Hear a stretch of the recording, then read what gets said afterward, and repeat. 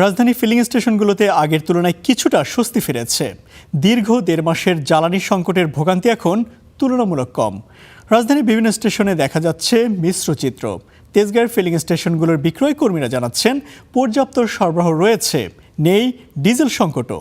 প্রতিদিন ডিপো থেকে ২৭,০০০ litre diesel আসছে এই স্টেশনে। অন্যদিকে আসাদ গেটে পর্যাপ্ত পরিমাণে অকটেন সরবরাহ করা হলেও রয়েছে ডিজেল সংকট।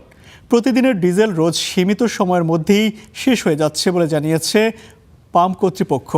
ফুয়েল পাস ছাড়া জ্বালানি সরবরাহ করা হচ্ছে না। দাম বাড়ানোর পর থেকে পাম্পগুলোতে থাকা দীর্ঘ সারি এখন কমে এসেছে। হয়েছে দীর্ঘ অপেক্ষার অবসানও।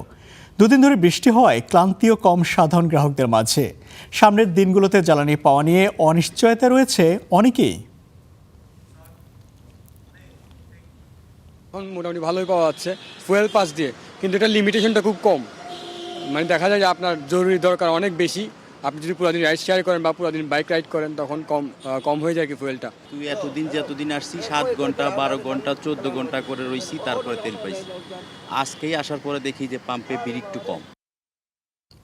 বৃষ্টির দিনে রাজধানীর পাম্পগুলোতে অনেকটাই কমে এসেছে গাড়ির চাপ। এ নিয়ে আরও জানাতে সরাসরি আমাদের সঙ্গে যুক্ত হচ্ছেন সহকর্মী আফরোজা লামি। আফরোজা, মধ্যপ্রাচ্যের সংকটের পর যে একটি সমস্যা তৈরি হয়েছিল সেটা তো অনেকটা কেটে গিয়েছে। এখন পাম্পে তেল সরবরাহ রয়েছে। আজকের ব্যবস্থা কেমন দেখতে পাচ্ছেন? সংকট কেটেছে, ভোগান্তি কমেছে কিনা?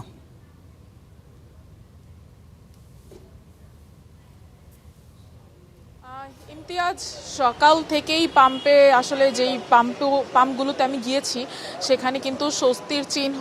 যেহেতু বৃষ্টি স্নাত একটি দিন, ঠান্ডা হাওয়া বইছে সব জায়গায়, তো সেক্ষেত্রে ভোগান্তি থাকলেও সেই ভোগান্তি কিন্তু অনেকটাই কমে গিয়েছে যেহেতু গরম নেই। আর এই যে সরবরাহ স্বাভাবিক হওয়ার সাথে সাথে কিন্তু মানুষের মধ্যেও একটা স্বস্তি বিরাজ করছে, কারণ তেলের দাম তো বেড়েই গিয়েছে। গত কয়েকদিন আগেই তেলের দাম বেড়েছে এবং সরবরাহ যেহেতু স্বাভাবিক রয়েছে তাই সকলকেই কিন্তু দীর্ঘক্ষণ অপেক্ষা করতে হচ্ছে না। আসছেন আধা ঘন্টা, হাইয়েস্ট গেলে হচ্ছে তারা 1 ঘন্টা পরিমাণে অপেক্ষা করছে, তারপরই কিন্তু তেল পেয়ে তারা চলে যাচ্ছেন। আর রাজধানীর কিছু কিছু ফিলিং স্টেশনে কিন্তু সরবরাহ এখনও স্বাভাবিক না, আমি আপনাকে বলে রাখতে চাই। কারণ তেজগাঁওয়ের কিছু এলাকায় এখন পর্যন্ত ফিলিং স্টেশনগুলোতে পর্যাপ্ত পরিমাণে ডিজেল সরবরাহ করা হচ্ছে না।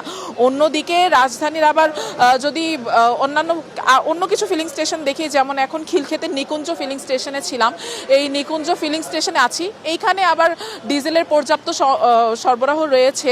ডিপো থেকে পর্যাপ্ত পরিমাণেই প্রতিদিন সরবরাহ করা হচ্ছে ৩৬,০০০ লিটার। অন্যদিকে আবার ট্রাস্ট ফিলিং স্টেশন যেটা আছে সেখানেও ডিজেল প্রতিদিন পর্যাপ্ত পরিমাণেই সরবরাহ করা হচ্ছে। আগামী দিনগুলোতে এই পাম্পের কর্তৃপক্ষরা বলছেন আগামী দিনগুলোতে জ্বালানি সংকট হবে এমন কোনো শঙ্কা এখনও তারা সেরকম কোনো শঙ্কায় নেই। আর যারা গ্রাহক আছেন তাদের সঙ্গে একটু কথা বলে জানতে পারলাম অনেকেই কিন্তু এখনো ফুয়েল পাসে অভ্যস্ত হয়ে উঠতে পারেনি, যেহেতু ফুয়েল পাসে মানে অনেকে আবার জানেনও না।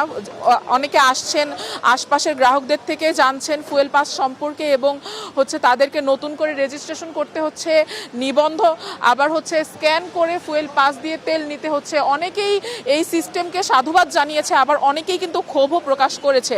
আর এই কয়েকদিনের মধ্যে কিন্তু কাল থেকেই আশা করা যাচ্ছে যে রাজধানীর বিভিন্ন ফিলিং স্টেশনে প্রাইভেট কারগুলো ফুয়েল পাসের আওতায় চলে আসবে।